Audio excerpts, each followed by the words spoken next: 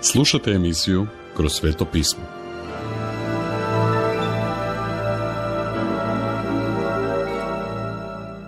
Poštovani slušatelji, prošli put smo pročitali onu prekrasnu rečenicu u 42. psalmu. Kao što jelen čezne za vodama potočnim. To izražava duboku čežnju koju pobožni imaju za Boga. Danas se okrenimo psalmima 45 do 48. Psalam 45 je mesijanski jer govori o drugom dolasku Krista kada će doći kao kralj. Za svojeg prvog dolaska Krist je došao bez mača, iako su Izraelci očekivali Mesiju s mačem. Cijenjeni prijatelji, kada se Krist vrati, doći će s mačem. Zato što će on zateći svijet u pobuni s antikristom na vlasti i progonima Božjeg naroda. U 45. psalmu psalmist kaže: Pripaši mač svoj uz bedro svoje, o junače. To je 3. stih. Slijedi dan Kristove krunidbe. Psalmist kaže: Prijestolje je tvoje, Bože, uvijek i zauvijek. Žezlo je kraljevstva tvojega, žezlo pravedno. Psalam 45, 6. redak. Danas svijet treba pravednog vladara, a Bog je jedini pravedan. I njegova vladavina bit će vječna vlast. Krećući se dalje, nailazimo na kraljicu u zlatu ofirskom, koja stoji s desne strane Bogu. Psalam 45, 9. redak. Kraljica koja se ovdje spominje je slika crkve koju će Krist podići na prijestolje. Tada nam je dana slika dana kada će grijeh biti uklonjen, a crkva uljepšana. Dakle, kralj će jako željeti njenu ljepotu. Psalam 45, 11. redak. Prelazeći na 46. psalam, dobivamo proročansku sliku nadolazećeg kraljevstva na zemlji. Ovaj psalam počinje s Božjom dostatnošću. Kaže: Bog je naše utočište i snaga, prava pomoć nazočna u nevolji. Stoga se nećemo bojati ako bi se i zemlja pomakla.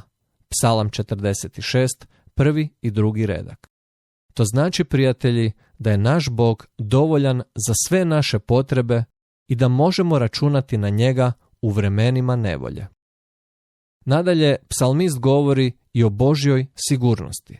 Kaže: Postoji rijeka čiji će tokovi razveseliti grad Božji, sveti predio šatora svesilnoga. Bog je usred njega, neće se pomaknuti. Bog će mu pomoći već od ranog jutra. Psalam 46, 4. i 5. redak. Ovdje spomenuta rijeka je Božja riječ koja napaja naše potrebe i daje nam osvježenje. Idući dalje, psalmist govori i o Božjoj nadmoći. Kaže: Dođite, pogledajte djela Gospodnja, kakva je pustošenja na zemlji učinio. Učinio je da ratovi prestanu do kraja zemlje, luk lomi i koplje nadvoje sječe, kola u ognju spaljuje. Psalam 46, 8. i 9. redak. Ovo vrlo detaljno prikazuje olupinu nakon rata kod Armagedona. A zatim psalmist kaže: Smirite se i znajte da sam ja Bog. Psalam 46, 10. redak. Poštovani prijatelji, možemo biti mirni usred oluje, jer je Krist bio miran u oluji sa svojim učenicima. Zapravo, imao je više problema sa smirivanjem učenika nego sa smirivanjem oluje. Prelazeći na 47. psalam, dolazimo do još jednog milenijskog psalma. To znači da pruža sliku tisućljeća kada je Bog kralj na zemlji, a mi mu dajemo hvalu i štovanje. Psalmist kaže: Plješćite rukama svojim, svi narodi, kličite Bogu glasom triumfalnim, jer je strašan Gospod svesilni, on je velik kralj nad svom zemljom. Psalam 47, 1. i 2. redak. A u 5. stihu: Uzašao je Bog uz poklik. Vidite, Bog je sišao na zemlju prije 2000 godina, a zatim uzašao. Drugi put, on će doći uspostaviti svoje kraljevstvo nakon što uguši svu pobunu i nakon toga ponovno ustati s vikom. U sljedećem 48. psalmu, koji je također milenijski psalam, je proslava Mesijine potpune pobjede.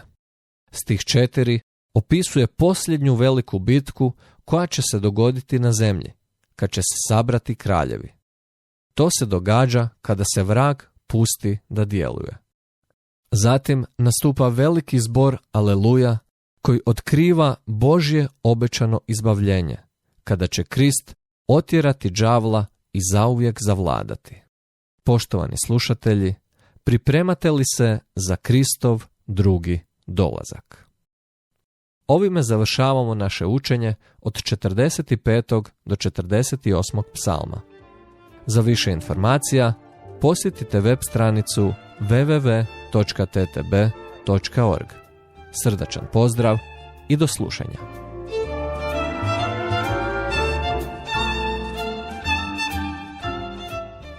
Slušali ste emisiju iz ciklusa Kroz sveto pismo. Budite s nama i u sljedećoj emisiji.